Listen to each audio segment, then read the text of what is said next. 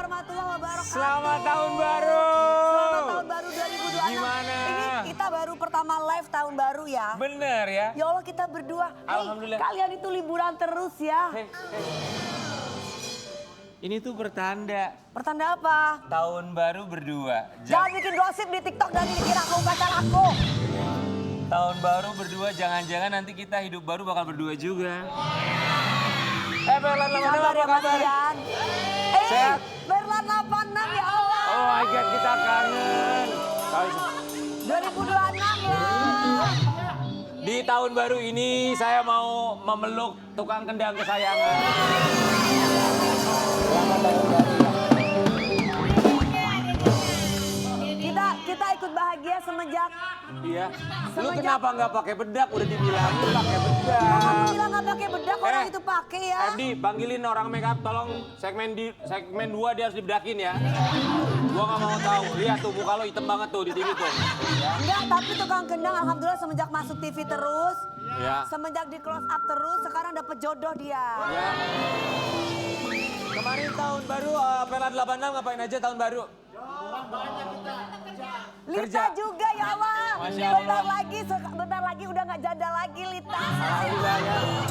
Kita senang semoga bukan cuma Perlan 86, kameramen juga, semua yang ada di control room ya, floor Iya, director kita, tim kreatif, benar. produser semuanya, keluarga besar Pagi-Pagi Ambiar termasuk Sobat Ambiar menyaksikan di tahun 2026 ini semakin sehat, Iya, semakin betul. bahagia, Amin. semakin sukses, Amin. selalu dilindungi Allah Subhanahu wa taala dan yang Amin. terpenting tenang hati pikiran. Betul. Itu yang paling pentingnya sih. Makanya bersyukur itu mengikat yang ada dan mendatangkan yang belum ada. Itu yang jauh lebih penting. Dan kita juga mau mengucapkan selamat ulang tahun buat sahabat kita King Nasar. Nasar. King, selamat ulang tahun ya. Selamat ulang tahun ya King. Semoga panjang umur. Amin, amin, amin. Awet muda, banyak rezekinya di mana-mana, kesayangan aku. Tapi kenapa kamu nggak datang hari ini padahal kakak punya hadiah buat kamu, berlian loh King.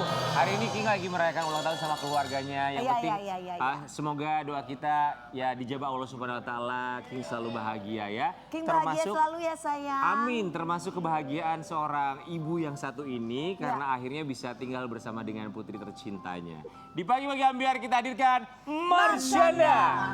Monitor ketua, anggota mau lapor ketua. Kondisi lagi gacor ketua. Yang ini baru bilang sama tua. My trip bukan voucher. Stop sudah. Selamat tahun baru Caca. Cantik Selalu banget. cantik. You look so pretty. Thank you, seger nih rambutnya. Seger ya, oh, thank you. Cak, so setahun ini Sienna tinggal sama kamu ya? Yes. Tahun baru ngapain sama Sienna? Tahun baru kita di Bali. Di Bali? Terus kita sempat ke Sumba sebentar, mampir. Iya, iya. Jadi kita banyak di pantai, banyak kena matahari, terus ya jalan-jalan aja sekitar Ubud. Kelihatan ya aura bahagianya seorang ibu bisa bersama anak ya. Alhamdulillah. Menyenangkan ya. Caca nanti boleh cerita sama kita pengalamannya seperti apa, tapi sebelumnya kami ucapkan Terima kasih dan selamat tahun baru. Kita mau kasih lihat buat sahabat Ambiar. Ini ternyata pada awalnya Caca tuh sempat ada perasaan takut ya. Takut. Takut karena mungkin dianggap tidak memperjuangkan hak asuh anak saat itu. Karena waktu itu emang hak asuh anak jatuh kepada Ben. Kita akan lihat dulu satu ini. Silakan saya. Geger, geger, geger. 10 tahun setelah bercerai dari Ben Kasyafani, Marsyanda mengungkap ketakutan terbesarnya terkait keputusan masa lalu soal hak asuh putrinya, Sienna Amira Kasyafani. Saat itu ia memilih tidak memperjuangkan hak asuh anak yang dimenangkan oleh Ben. Keputusannya itu pun sempat ditentang oleh pengacaranya. Marsyanda mengungkapkan, respon jujur Sienna terkait pilihannya untuk tidak memperjuangkan hak asuh anak saat bercerai dari Ben Kasyafani. Namun justru respon Sienna membuat dirinya terharu. Pasti itu keputusan yang nggak mudah untuk seorang Marsyanda. Bukannya tidak mau memperjuangkan hak asuh anak ya. Tapi itulah yang terjadi. Tapi apa alasannya? Pada saat itu kan yang namanya suami istri bercerai, pasti kan ditanyakan karena udah ada anak nih, nggak sekedar yang diurus ke pengadilan tuh perceraiannya aja. Karena pasti anak juga jadi salah satu faktor yang harus diputuskan ini ke bapaknya atau ke ibunya. Nah dari awal itu aku udah bilang ke pengacara aku dan even ke keluargaku sendiri juga gitu ya, aku nggak mau mempermasalahkan soal itu. Jadi ketika pada saat itu kan aku juga sedang ada konflik dengan keluarga lah, apa segala macam waktu itu kan. Terus pas udah selesai sidang cerai, hak asuh jatuh ke Ben. Nanyalah pengacara di situ, gimana nih, ini hak asuhnya harus diperjuangkan. Makanya dia ngomong yang aku cerita di Reels itu. Dia sampai bilang, Ca kamu tuh harus fight buat ini, karena kalau suatu hari nanti Sienna udah besar, dia tahu soal perceraian, terus dia tahu bahwa kamu tidak fight untuk hak asuh, dia pasti akan kecewa banget sama kamu. Dia bilang gitu. Cuman aku bilang lakukan itu. Iya, makanya aku bilang aku nggak fight buat hak asuh, aku percaya ya kan Sienna juga punya ibu tapi punya ayah juga. Iya. Jadi bukan masalah soal hak asuh kalau menurutku ya. Yang masalah tuh kalau misalnya Sienna dipisahkan dari ibunya atau ayahnya, atau sampai seumur hidupnya nggak bisa kontak atau enggak ibunya menjelek-jelekan ayahnya atau ayahnya menjelek-jelekan ibunya sampai dia nggak boleh ketemu atau nggak mau ketemu, kan bisa aja ya ada anak yang seperti itu kan. Nah itu yang paling aku nggak mau. Jadi ya selama aku masih bisa co-parenting sama ayahnya Sienna ya alhamdulillah itu yang terbaik lah. Oke, so jadi buat kamu itu bukan masalah hak asuh anaknya selama co-parenting antara kamu dan juga Ben Kasyafani masih bisa berjalan dengan baik, ya sudah, Yes. jalani saja. Tapi pertanyaan dari pengacara kamu saat itu, apakah pada akhirnya ketakutan sang pengacara terjawab? Sienna punya pertanyaan, kenapa mami nggak fight untuk hak asuh aku saat itu? Gak pernah Sienna nanya gitu, sampai sekarang dia udah umur 12 tahun. Aku malah yang kepikiran, ini ke Sienna kalau misalnya aku buka gitu ya, mungkin kayak di hatinya ada suara kecil yang bilang gitu. Kayak kata pengacara aku kecewa ibu nggak bertahan berjuang buat hak asuh aku gitu. Takutnya kan ada kan.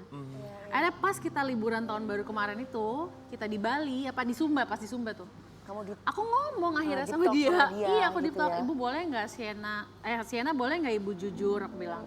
Sienna pernah nggak sih diem-diem, nggak pernah cerita nih sama ibu mungkin, cuma diem-diem ngerasa kayak, aduh I wish ibu lebih berjuang lagi deh dulu supaya aku bisa serumah sama ibu. Buka omongan? Iya, terus pas aku bilang, can I be honest, boleh nggak jujur? Dia langsung kayak, ya, karena kita udah terbiasa deep talk kayak gitu. Terus gitu, dia bilang, no, dia bilang. Terus dia langsung ngomong tanpa ada keraguan, tanpa mikir dulu, dia langsung ngomong pleng aja. I don't need a perfect mom. I need a mom who's there for me. Dia bilang gitu. Kamu puas langsungnya dapat jawaban Kayak itu ya. wow, jadi ketakutan aku bertahun-tahun itu ternyata Nggak terjadi. belum tentu benar juga kok kata Betul. orang lain gitu. Mungkin itu ketakutannya dia. Tapi kan udah plong semua, dua-duanya saling terbuka. Yes. Dan kita juga mau kasih lihat buat Sobat Ambiar termasuk juga buat Mas Yanda. Ben Kasyafani beberapa waktu yang lalu hadir di sini sebagai bintang tamu. Ada sebuah statement dari Ben. Oke. Kita mulai dulu. Pada saat berpisah dulu kan, secara hukum hak asuh ada di aku waktu itu jatuhnya begitu. Nah tapi setelah 12 tahun kan dia boleh memilih, akhirnya benar-benar dijalankan gitu. Begitu umur 12, pasti umur 11 mau mendekati usia 12 dia nyampein ke Caca, terus Sienna nyampein ke aku, akhirnya ya kita ngobrol. Pertanyaanku cuma satu, waktu itu aku pernah cerita juga alasannya apa gitu. Dia bilang, ya at least aku mau tinggal sama ibu kandungku at least for once in my life. Akhirnya hari itu datang. Hak asuh anak memang jatuh kepada Ben Kasyafani, tapi kemudian permintaan Sienna. Setidaknya aku tinggal bersama ibu kandungku sekali aja. And it happened. Apa rasanya? Percaya nggak percaya, karena hidup berapa ya, 10 tahun ya atau lebih lah, pokoknya berapa tahun itu. Dari cerai sampai akhirnya Sienna udah dewasa gini. Tanpa dia serumah dengan aku tuh, aku nggak berani. Saking aku menginginkan peran ibu tuh aku rasain seutuhnya. Aku kan nggak ngeliat ya dia pertama kali ke sekolah pakai seragam waktu SD itu aku nggak ngeliat tuh. Jadi itu experience yang hilang dari aku, peranan ibu yang hilang dari aku. Aku nggak berharap bahkan. Aku sampai nggak doa sama Tuhan supaya Sienna bisa serumah sama aku, nggak pernah sama sekali. Saking aku takutnya itu nggak terjadi dan aku jadi kecewa. Karena aku punya harapan itu tapi nggak pernah jadi kenyataan. Akhirnya aku nggak pernah doa. Tapi dalam hati aku selalu yang mengharapkan yang terbaik buat Sienna, buat keluarga di sana, si Ben dan istrinya. Terus one day Sienna yang ngomong ke aku, ibu kita lagi jalan-jalan, dia bilang kayaknya mulai tahun depan aku pengen tinggal sama ibu deh, boleh nggak aku move in with you. Di situ aku kayak nangis aku, Ya Allah, terharu gitu banget ya, karena iya. ya ampun ini sesuatu yang merinding aku. Dulu ibu cuman mimpi doang nih. Gak pernah Ngucap terbayang. doa aja nggak pernah. Ya itulah Takut. Tuhan ya, udah bisa tahu apa mau kita ya. Oke, hari pertama Sienna tinggal di rumah kamu. Ya. Apa yang terjadi? Wah itu bener-bener seru ya. Kan dia sekolah kan, jadi kita tuh aku sama asisten aku Bisa tidur nyenyak masak-masak. Bisa tidur nyenyak sih, Sienna tidur sama aku pertama-tama karena kamar dia masih diberesin. Jadi kamar dia sendiri tuh belum ready. Dia tidur sama aku, terus besoknya dia sekolah, kita masak sarapan. Terus udah gitu hektik gitu di dapur karena kita nggak biasa kan. Cepetan setengah jam lagi udah mau berangkat sekolah. Sienna udah mandi. Seru Cepet-cepet terus kita buru-buru. Udah itu nanti aja yang ini dulu gitu. Terus nyiapin bekal. Terus lagi yang lucu adalah selama Sienna belum tinggal sama aku kan aku bisa dibilang tinggal sendiri lah ya di rumah. Itu kulkas tuh selalu kosong. Pak. Karena aku selalu pesan online makanan. Semenjak ada Sienna aku pengen masak kan. Jadinya makanan tuh ada bahannya tuh di kulkas penuh jadinya. Yang tadinya selalu kosong tuh kok ngeliat kulkas penuh ya sekarang gitu. Ca, sempat ada ketakutan gak ketika Sienna bilang, aku pengen tinggal sama ibu? Sempat ada ketakutan tersendiri gak? Atau bahagia aja udah senang. Awalnya bahagia terus, banget bahagia, bersyukur, nggak nyangka, bla bla bla. Sampai sekitar 2 bulan sebelum dia akhirnya pindah kan ada masa dulu tuh ya, kayak 6 bulanan lah. Sampai udah 2 bulan, H-1 tuh deket-deket dia tinggal. Kayak reality hits gitu, kayak wah Sienna mau tinggal sama aku nih. This is real, udah bukan sekadar angan-angan jadi kenyataan, ini udah menjadi tanggung jawab. Jadi di situ aku kayak ngerasa, oke aku harus bisa menjadi sosok ibu yang bertanggung jawab. Terus benar-benar menjalankan, gak sekedar kayak ada buat dia main-main doang kan. Kita kan mesti ya berperan sebagai ibu seutuhnya. Kan kamu tinggal sendiri tuh cukup lama ya. Dengan hadirnya Sienna artinya banyak yang berubah sekali. Bukan hanya di rumah tapi kebiasaan kamu juga. Oh banget. Yang berubah secara pribadi buat kamu tuh apa sekarang? Contoh deh, aku kan pas selama masih tinggal sendiri tuh aku liburan setahun misalnya sekali gitu. Selalu solo traveling. Liburan kemana sendiri. Sekarang kemarin ini liburan pertama kali kita. Berdua sama Sienna. Ke Bali. Nah itu rasanya beda banget. Jadi kayak, kan dia masih 12 ya, kalau misalnya kita jalan-jalan kan dia mesti ikut sama kita, kan nggak aman lah ya ditinggalin jalan-jalan sendirian maunya dia. Walaupun dia kadang-kadang suka mau gitu mulai ABG kan. Aku jalan ke sini deh ibu sendirian, enggak ibu deg-degan ninggalin kamu sendiri. Jadi kayak kemana-mana tuh ada yang dibawa anakku gitu sih, senang cuman jadi ada tanggung jawab yang berbeda gitu. Kalau traveling, yang biasanya kan aku full sendiri aja solo traveling, kemana yang aku mau agenda hari ini terserah aku. Kalau ini mesti teratur gitu, ada itinerary. Ada yang dipikirin lagi ya. Iya. Tapi it's a good thing, Banget. hal yang baik ya. Kita juga mau kasih lihat, ternyata ini ada house rules ya. Ada peraturan di rumah yang dibuat oleh mereka. Susah bacanya Kecil. Oke, ini kecil sekali. Oke, boleh Kecil kamu sekali, jelasin nggak nggak? bisa Kira-kira kebaca. peraturannya apa aja di rumah ini? Ya, jadi pertama ketuk pintu sama tunggu ada yang di dalam kamar itu menjawab sebelum kita buka pintu. Oke. Terus udah gitu kalau mau minjem Permisi barang before orang using yang di rumah someone. mesti pinjam, mesti izin sama yang punya. Oke. Terus jangan berisik kalau ada yang doa atau meditasi. Terus keep your promise, jaga janjinya. Kalau misalnya ada rencana yang berubah harus info satu sama lain. Minta maaf kalau berbuat kesalahan, keep the house bersih rapi. Tutup pintu kalau ada AC nyala. Oke, standar. Kalau ada yang rusak harus bertanggung jawab dan benerin, menjadi dirimu sendiri, kasih ruang dan ketenangan buat kalau ada yang lagi mengekspresikan dirinya dan merasa nggak nyaman. Kalau misalnya pengen ditemenin nggak pengen sendiri bilang, jangan disimpan sendiri. Terus hargai kejujuran dan orang yang sedang jujur menjadi dirinya atau rapuh menjadi dirinya gitu. Ini buat Sienna ceritanya. Buat aku dan Sienna berdua. Oke, so ini yang menyusun kalian berdua?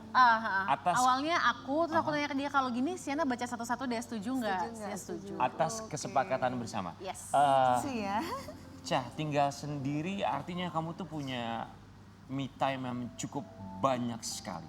Sekarang ketika ada Sienna, gimana kamu bisa mengatur me time kamu, waktu untuk diri sendiri, entah untuk mengekspresikan atau kontemplasi?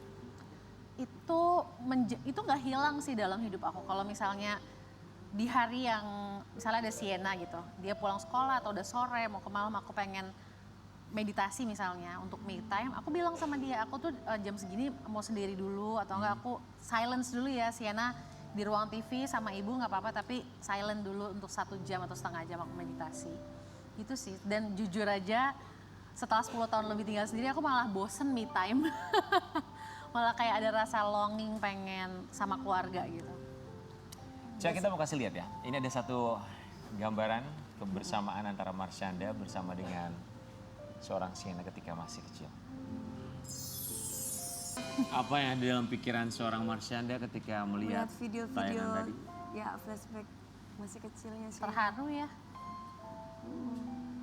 Maksudnya sesuatu yang tadinya kita berdua inginkan, kita nginep sama-sama, kan dia ngomong kan. Kita nginep lagi ya, sweet banget. Terus sekarang ya kita bisa mengalami dan merasakan itu sehari-hari gitu sih. Jadi ini pun nanti pulang juga ketemu Shena gitu ya. Tapi apa yang paling dirindukan Marsyanda bersama dengan Sienna waktu Sienna masih kecil? Momen-momen. Mungkin kalau waktu kecil tuh dia masih nyaman dipeluk, disayang-sayang. Kalau sekarang tuh ABG lebih pengen sendiri gitu. Iya, iya. Lebih kayak pengen menunjukkan aku bisa mandiri, aku bisa memutuskan sendiri. Aku bisa solve masalah ini sendiri. Kalau waktu kecil kan lebih apa-apa butuh aku gitu ya. Sekarang itu kayak mulai Udah, Mama, aku berkurang bisa gitu. gitu ya. Cak, selama 1 tahun ini setelah kamu tinggal sama Sienna, apa yang kamu temukan dalam diri kamu sendiri? Ya aku temukan Jadi sosok seibu seutuhnya.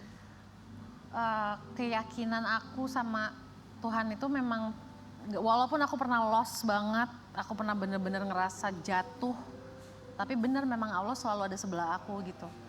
Kayak sekarang dia ngasih semua ini karena keyakinan aku yang dulu itu nggak pernah berubah sama sekali walaupun aku lagi jatuh sekalipun gitu.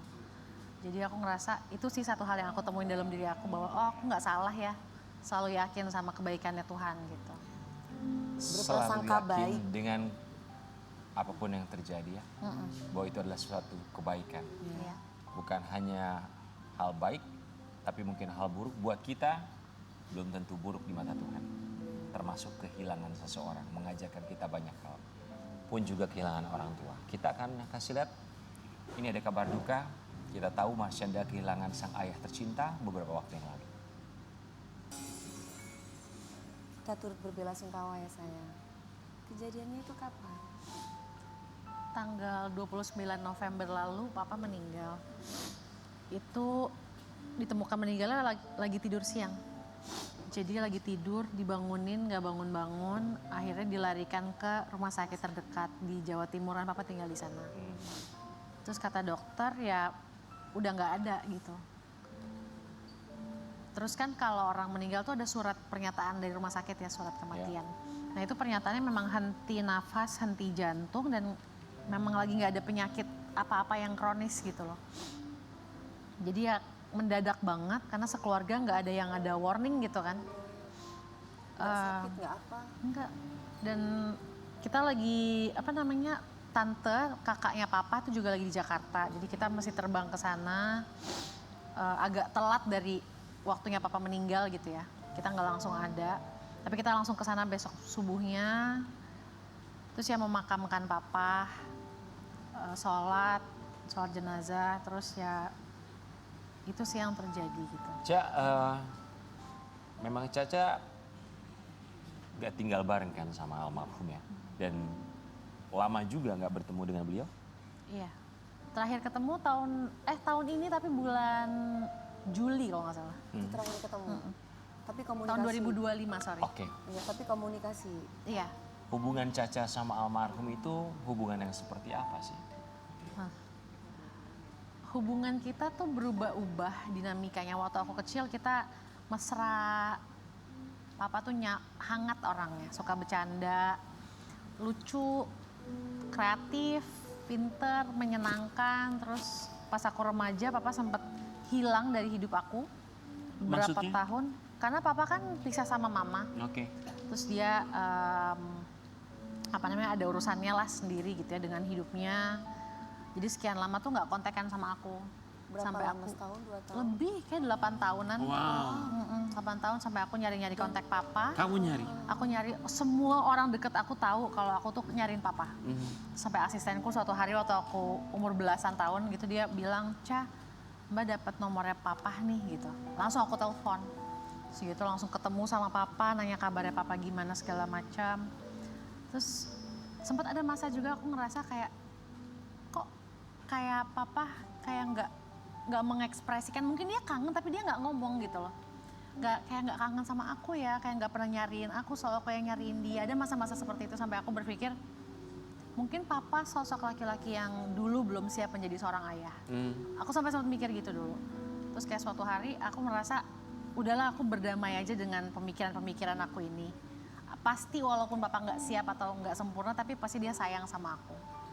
Aku mikir gitu sampai akhirnya dia tua, kita masih sering kontekan, ketemuan, terus ya nggak lama kemarin ini dia pergi. Cak, gimana caranya bisa berdamai dengan keadaan di mana waktu remaja mencari ayah sendiri yang entah kemana bahkan tidak ada kabar, kemudian kamu mau tidak mau, suka tidak suka berdamai, ya sudah, mungkin memang harus seperti ini keadaan. Tapi sekalinya ketemu no ekspresi gitu ke papa buat kamu. Itu sakit banget loh. Iya. Ya sempat ngerasa kayak ya itu dia, maka aku berpikir apa papa nggak siap kali ya waktu dulu orang tua aku ngelahirin aku gitu, mamaku ngelahirin aku.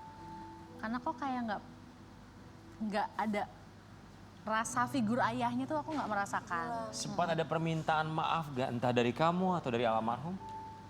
Dari aku sih aku pernah waktu sesudah nikah aku bikin surat panjang lebar aku bacain ke papa. Jadi isinya permintaan maaf, pernyataan kasih sayang, kangen, aku ekspresiin semua yang aku rasain ke papa pas papa nggak ada gitu. Respon papa kamu? Nggak ada respon apa-apa, padahal kita depan-depanan gitu. Tapi kayaknya papa nangkep nggak ya, aku mikir gitu sih. Cuman aku udah melepaskan ekspektasi apapun itu, yang penting aku ngekspresiin aja. Marsyanda, kita punya sebuah artikel. Marsyanda berharap mendiang ayah datang di mimpi, mau sekedar ucap goodbye. Siapapun yang ditinggal oleh orang tersayang pasti juga berharap hal yang sama ya. Ingin sekedar Ketemuin di dalam mimpi. didatangi sebentar saja dalam mimpi. It happened? Enggak. Belum sampai hari ini aku nggak Gak pernah dimimpiin sama pernah. sekali. Nggak. Do you miss him? Yes. Hari ini ngelihat tadi pemakamannya itu di layar itu kayak kerasa lagi sih. Cak, apa yang paling kamu kangenin dari papa? Aku nggak pernah mikir ini sih. Tapi ini sesuatu yang pas aku hidup papa kasih ke aku, pas papa sudah nggak ada juga masih berbekas gitu. Kayak kekuatan yang secara nggak langsung papa kasih ke aku deh. Yang membuat aku mikir kayaknya kalau aku punya papa yang ada selalu buat aku dari aku kecil sampai gede, aku nggak akan punya keyakinan sebesar ini kepada dunia, kepada Tuhan, kepada diri aku sendiri, rasa percaya diri kalau it will be okay gitu. Kayak di masa-masa tersulit aku, kalau papa selalu ada buat aku, mungkin mentalku nggak sekuat sekarang gitu. Marsyanda, kita punya sesuatu untuk kamu. Kamu dan orang yang memberikan kekuatan terbesar bagi hidup seorang Marsyanda. Kalau mau menyampaikan sesuatu, let's go. Kita minta kamu berdiri. Kita sangat berharap ini adalah sebuah telepon yang benar-benar bisa membuat kita berkomunikasi dengan orang yang sudah meninggalkan kita. Suara kerinduan. Suara kerinduan. So, kalau kamu mau menyampaikan sesuatu, please say something. Say hello. Oke.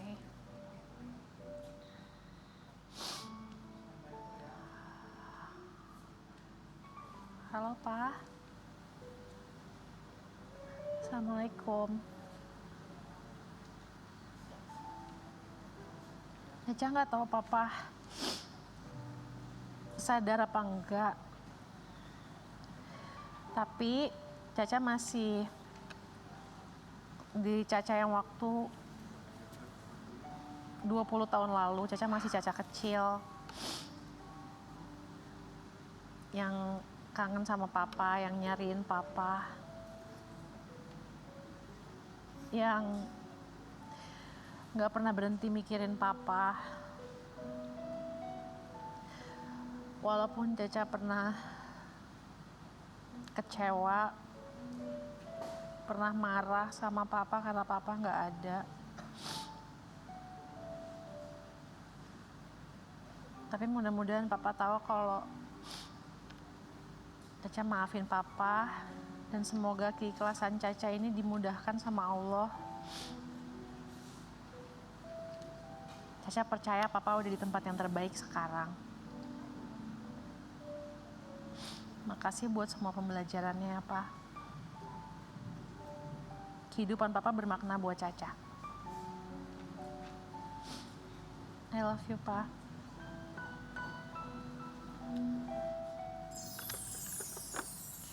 Kita kembali sesaat lagi.